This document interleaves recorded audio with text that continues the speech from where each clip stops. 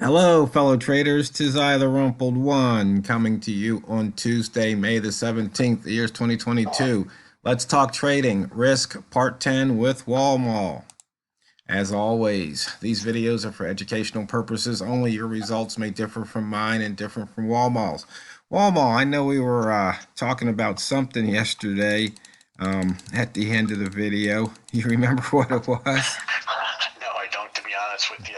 But it's funny. We were just talking about my wife wanting to go and put down a lawn, and reminding me something about trading. So, and it's kind of something to do with risk, risk management, and that is, which is, this whole idea that if you're going to put down a brand new lawn because you got nothing but crabgrass and creeping Charlie and all that type of wonderful stuff that kills off lawns. And this is for our American audience, because I know our foreign audience, they really don't care about lawns, but here in America, it's a source of pride for a lot of people.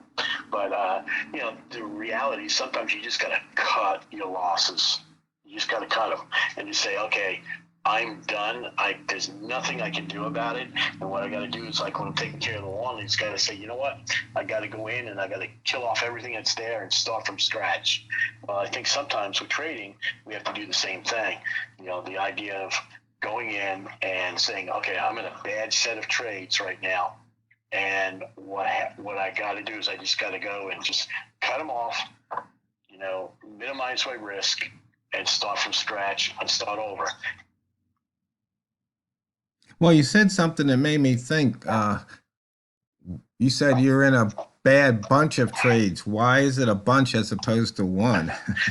Well, what I meant by that was you shouldn't be in a bad bunch of trades. Let me go and redirect that statement. What I really mean is that if all of a sudden you took a trade and went against you, you got out, took a loss, went into another trade, went against you, got out, then took a third trade, went against you, got out. Okay, you're having a bad day, dude. Let's just stop, regroup, and figure out what's going on. Is it me? Is it the market? Is it whatever? And sometimes that's, the idea is just cut your losses right then and there. I guess when I'm saying cut your losses, I'm not necessarily saying cut your losses on any particular trade as much as your mechanism for trading that particular day. Just stop risking. If things are just not going your way, stop, figure out what's going on. And, there are times where you win, 8, 9, 10, 11 times in a row. And there are times where if you continue trading, you can lose 8, 9, 10, 11 times in a row. Well, why don't we figure out what's going on there?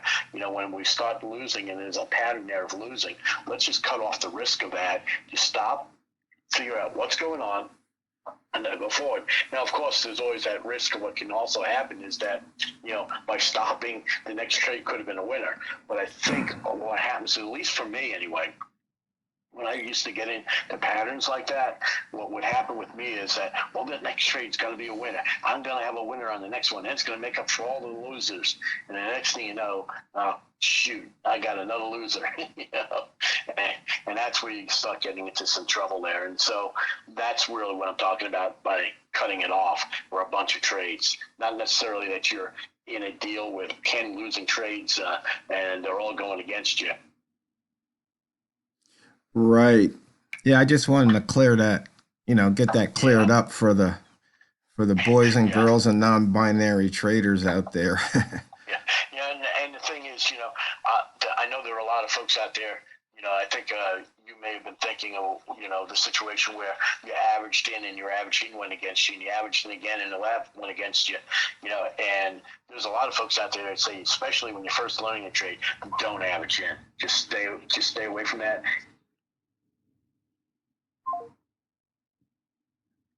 Yeah, you definitely want to start slow and just learn the mechanics of trading before you start averaging in, um, because that could definitely be detrimental.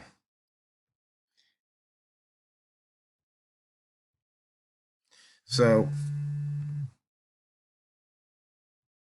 so I was just saying that you definitely don't want to average in. You need to learn the mechanics of trading first.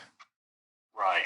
You want to have all your mechanics down first, and so what happened, you don't want to be doing that. Now, I mean, like I was saying, but unfortunately my phone dropped out, but there are people who would say don't ever average in. Well, no, don't average in until you've gotten all your mechanics down. But at the same time, it could be a nice tool, but don't average in to the point at which you're down like in 4 or 5 different trades. That's crazy. If I go and average in, my original rules still stay in place. I'm only willing to lose X dollars. That's all I'm willing to do. And that keeps me clean in that event. So I don't have to worry about it.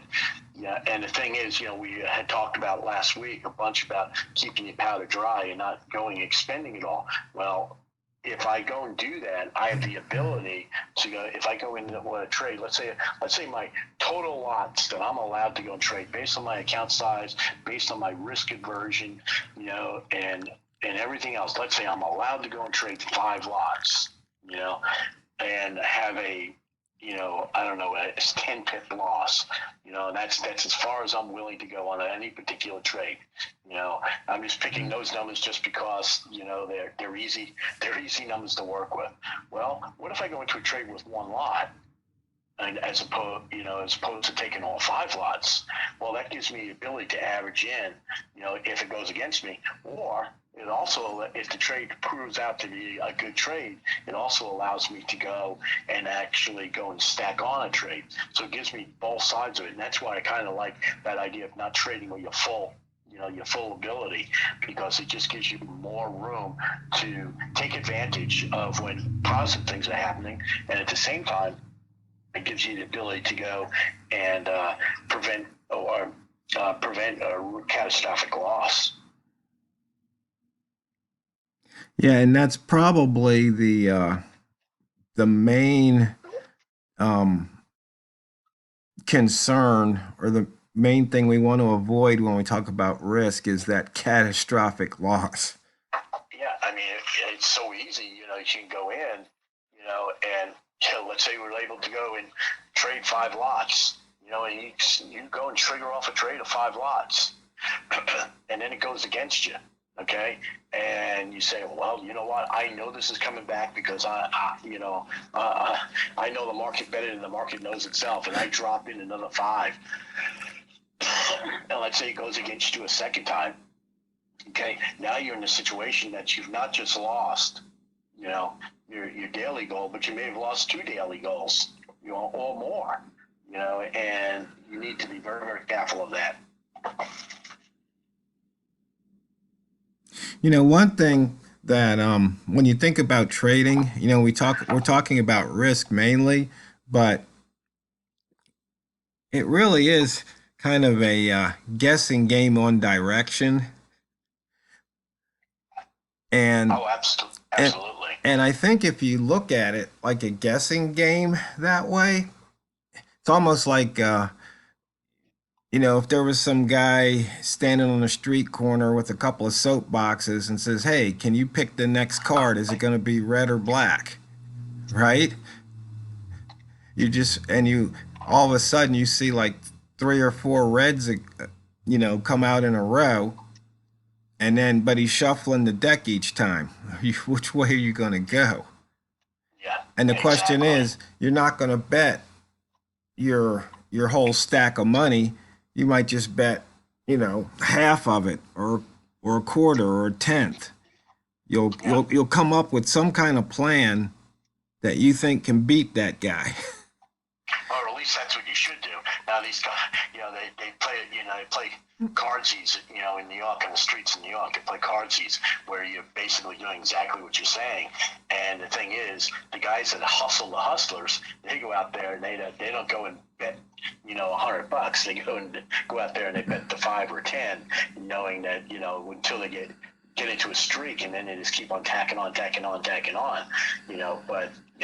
But the funny thing is that the guys who running the cardsy stands, they're so funny. They pick up on these guys pretty quick. So okay, I'm not playing with you. You're gone. Get out of here.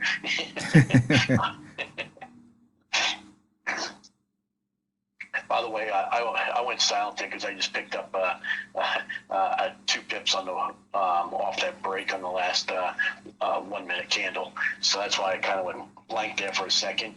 It was just F was my rules, and probably shouldn't be. I broke one rule, not being not distracted, but the thing was, it was too good of a trade to take, so I took it. You said on the last 1 minute candle? Yes, sir. Because Because I'm looking at the chart, which you took the break of the low?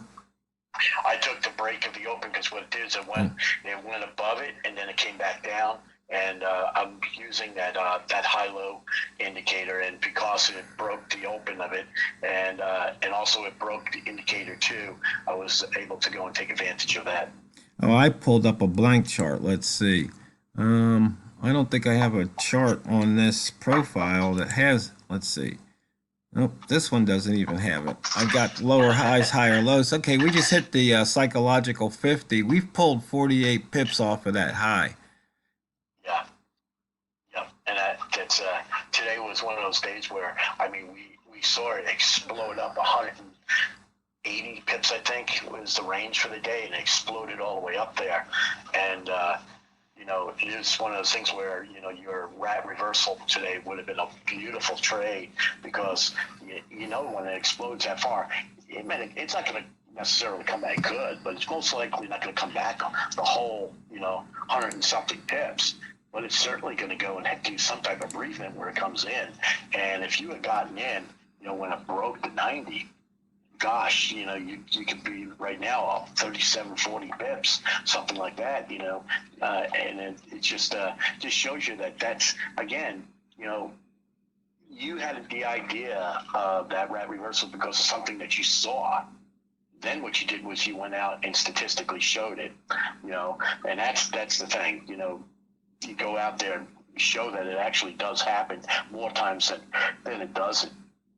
Right. But that you mentioned it. See, today's one of those days where a lot of traders would get cut up trying to do a rat reversal, mainly because, price was up, we got 100 pip range on the day. And so then they'll be thinking, okay, yeah, it's going to reverse. And then, it's running up another 85 pips against them. And so part of that problem is in fact, let me put up an M5 chart here with the rat zone. And if you were waiting for a true rat reversal, you could have picked it up a couple of times. But a lot of people, they don't wait for the true signal. I mean, I'm looking here, there was one signal that would have probably burned you. But, once again, that would have been right at the edge of the rat zone. It's already broken out. And, when you look left, it's like, hey, this thing just came and, into a order block. It filled an imbalance. And you know what the order block boys say, that's where they're going to want to get in again. But you just have to, once again, put your stop loss in place, have your position size, sized properly. And so maybe you took a loss. But then, if you keep looking and you waited for the signal, you go, wait a minute, I've seen this before. Maybe you don't go in full tilt like you said. Maybe you average in thinking, if this thing goes against me, I've got a feeling after 100 and say 40 or 50 or 60, 160 pips, it's going to reverse. It's just a matter of time. And speaking of time, that's the fastest 15 minutes in trading. So, fellow traders, as we're saying, make sure that you don't blow it all on one trade, because it's not what you trade, it's how you trade it. So go out there and drain the banks. This is the Rumpled One, over and out.